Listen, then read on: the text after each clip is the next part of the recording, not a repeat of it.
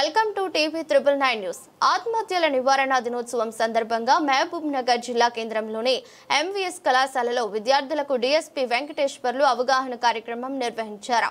ఈ సందర్భంగా మాట్లాడుతూ ఏ సమస్యకు ఆత్మహత్య పరిష్కారం కాదని, సమస్యలను ఒంటరిగా భరించవద్దని సూచించారు.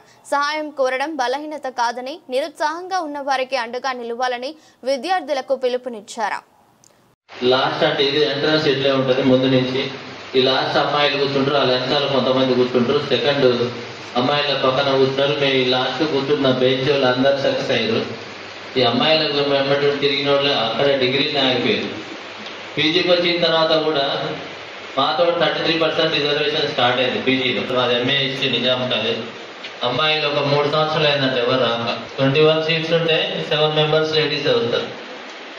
ఆడికి వచ్చినాక తిరిగిన వాళ్ళు మళ్ళీ ఆడనే ఆగిపోయారు. జాబ్స్ వస్తుంటాయి వాళ్ళందరూ. అదేవిధంగా లవ్ ఫెయిల్యూర్ అయిన వాడు చచ్చిపోతాడు కదా. నిన్న మొన్నవాడు ఆమె చచ్చిపోయిందని వాడు కూడా చచ్చిపోయింది. లవ్ ఫెయిల్యూర్ ఉంటుంది. ఈ డ్రగ్స్కి అలవాటు అయిపోయి డబ్బులు దొరకదు, ఆర్థిక ప్రాబ్లం, డబ్బులు లేక కూడా చాలా మంది చనిపోతారు. దానికి ఎన్నో కారణాలు ఉన్నాయి. కాబట్టి మీరందరూ దయచేసి ఎవరు కూడా చనిపోవద్దు. ప్రతి దానికి పరిష్కార మార్గం ఉంటుంది. రూపాయి డబ్బులు లేకుండా జీరోతో స్టార్ట్ అయ్యి ఎంతో మంది కంపెనీలు పెట్టారు, పెద్ద పెద్ద కంపెనీలు. ఒకసారి నెట్లో కొట్టండి తెలుస్తుంది. ఏ పైసలు లేకుండా జీరోతో స్టార్ట్ అయ్యి కష్టపడి, అంటే ప్రతిదానికి ఒక ప్లాన్ ఉండాలి. అన్నెసరిగా ఖర్చు పెట్టకుండా ఒక పద్ధతి ప్రకారం కష్టపడి పెద్ద పెద్ద కంపెనీలు స్థాపించడం జరిగింది. ఎంతో మంది ఆర్థిక పరిస్థితి ఆర్థికంగా లేదని చెప్పి మనకు ఉద్యోగం రాగానే నిరాశ ఉంటుంది. మీ దాంట్లో డిగ్రీ అయిపోయిన తర్వాత ఉద్యోగం రాక సూసైడ్ చేసుకుంటా అని ఒక పేపర్లు వస్తుంటాయి.